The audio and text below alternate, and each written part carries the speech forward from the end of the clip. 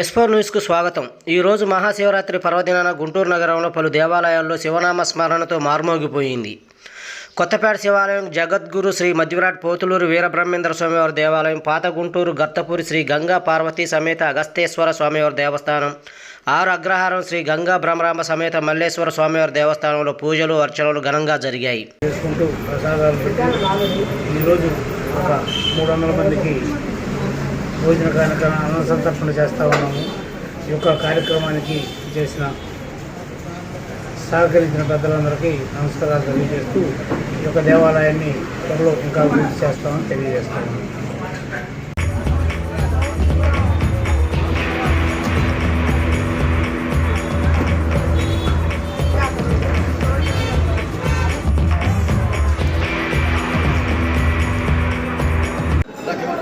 మహాశివరాత్రి ఘనంగా జరుగుతుంది.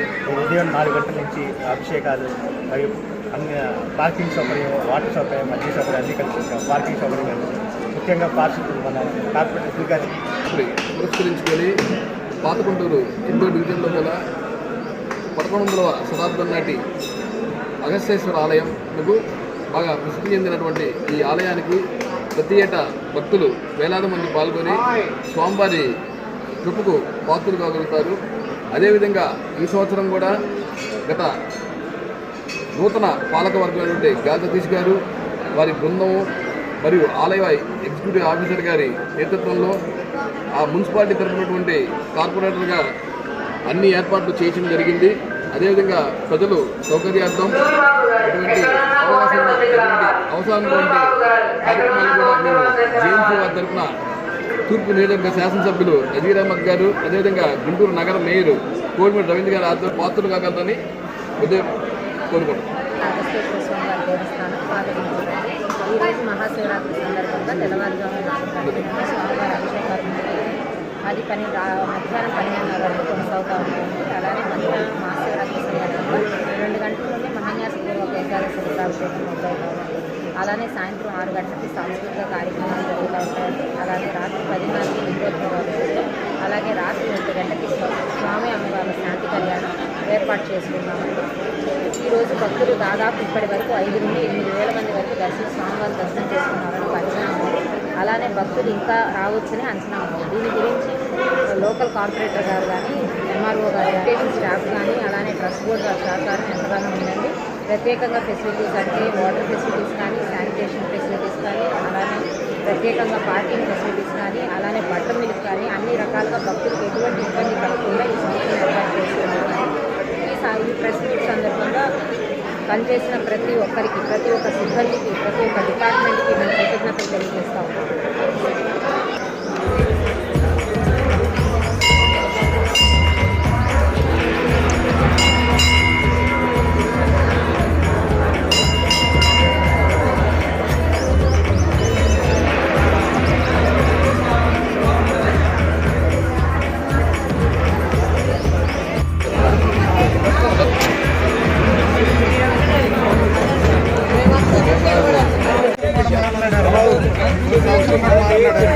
మధ్యాహ్నం 10 గంటలకు, ఉదయం 8 గంటలకు మహాన్యాస రుద్రాభిషేకం జరిగిందండి.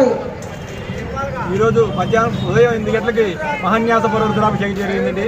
మధ్యాహ్నం 12 గంటలకు గొప్ప అన్నదాన కార్యక్రమం జరిగింది. ఉదయమానంగా 5,000 మందికి అన్నదాన కార్యక్రమం జరుగుతుందండి. మరలా సాయంత్రం 8 గంటల నుంచి లింగోద్భవ కాలం 1 గంట వరకు మహాన్యాస అభిషేకం జరుగుతుంది. ఈ కార్యక్రమానికి దాతల సహాయ సహకారాలతో మేమందరం తోడ్పడి వాళ్ళ యొక్క చందాదారులకు వచ్చి అన్నదాన కార్యక్రమాన్ని జరుగుతుంది. ఓం నమః శివాయ. స్వామివారి ఆశీస్సులు అందరికీ ఉండాలని సదాశివుడు, సర్వేశ్వరుడు, శ్రీ జ్ఞాన పరమేశ్వరుడు, ఈ బొమ్మ దాత శ్రీ కావటి, ఈ గ్రహదాత శ్రీ కావటి మనోహర్ నాయుడు వాళ్ళ తమ్ముడు గారి జ్ఞాపకార్థం దీన్ని మన సెంటర్లో ప్రతిష్ఠించడం. ఈ వీళ్ళకి కూడా ప్రతి సంవత్సరం 2వ సంవత్సరం అండి అన్నదాన కార్యక్రమం జరిగింది. 2వ సంవత్సరం ప్రతి సంవత్సరం ఇలానే చేయాలని 8 గంటలకు మహాన్యాస రుద్రాభిషేకము మరియు మధ్యాహ్నం అన్నదాన కార్యక్రమం, లింగోద్భవాల కాలము 1 గంట వరకు మహాన్యాస రుద్రాభిషేకము. ఈ రుద్రాభిషేకము ప్రతి ఒక్కరూ తమ చేతుల స్వాస్థాలతో తమ చేతుల మీదుగా ఈ మహాన్యాస రుద్రాభిషేకని స్వామివారికి కృపకు ప్రాతులు కావాలని కోరడమైనది. ఓం నమః శివాయ.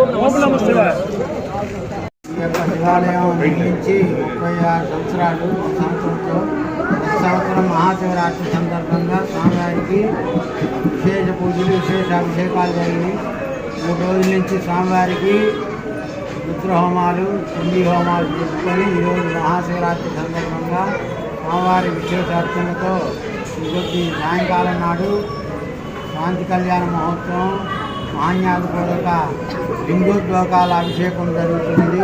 ఈ యొక్క శివాలయాన్ని డాక్టర్ పివి రెడ్డి గారు, వాస్తు సామ్రాట్ మరియు చిత్తూరు శివారెడ్డి గారు నిర్మించున్నారు. ఈ యొక్క శివాలయం మొదటిది శ్రీకాళహస్తి అయితే ఇది 2వ శివాలయం. ఈ యొక్క శివాలయం మీ కళ్ళ ముందు మీరే చూశాను, మీడియా సోదరులు కూడా చూశారు. మా అబ్బాయి మొక్కున్నట్ట జాబ్ వచ్చిందని చెప్పి నన్ను ఇప్పుడే మాట్లాడించాడు కూడా. నేను అందరికి చెప్తూ ఉంటాము, వస్తుంది రేపు ఇంటర్వ్యూకి వెళ్ళే ముందు మాత్రం నమస్కారం చేసుకొని దర్శనం చేసుకొని అడిగాడంటే పని అయిపోయింది.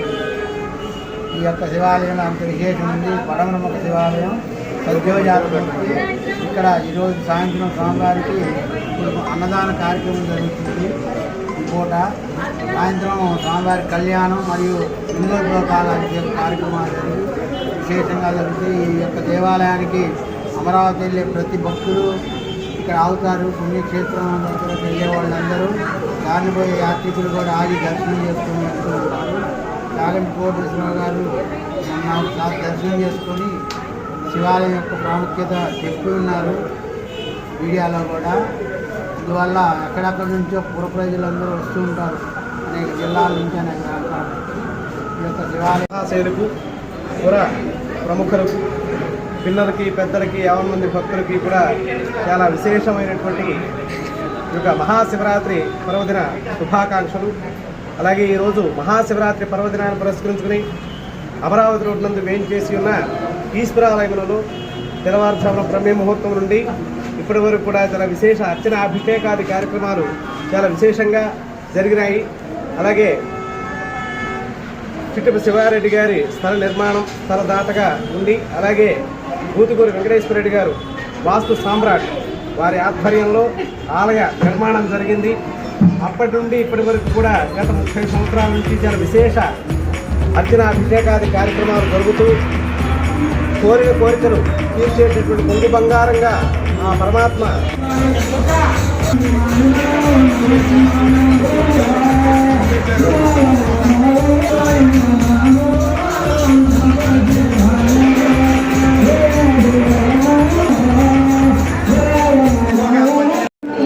శివరాత్రి శుభాకాంక్షలు. నేను శ్రీ గంగా బ్రహ్మ మల్లేశ్వర స్వామి దేవస్థానం ఆరగహారం మరి ఈ పర్వదినం రోజు మహాశివరాత్రి రోజు ఉదయం 4 గంటల నుంచి స్వామివారి దర్శనం మరి అభిషేకాలు ప్రారంభమయ్యాయండి. సో ఇప్పటి వరకు నిరంతరంగా సాగుతున్నాయి. మరి ఇక్కడికి వచ్చే భక్తులు వారి అందరికీ కూడా ప్రసాదం సదుపాయం కానీ, నీటి సదుపాయం, మరి గుడి క్లీనెస్ని అన్ని విషయాల్లో చాలా జాగ్రత్త తీసుకున్నాము. వారికి ఏ లోటు రాకుండా మంచి సాయంత్రం రాత్రి 10 గంటల నుండి ఈ దేవస్థానం నందు 108 రకాల విశేష పూజా ద్రవ్యాలతో లింగోద్భవ అభిషేకాలు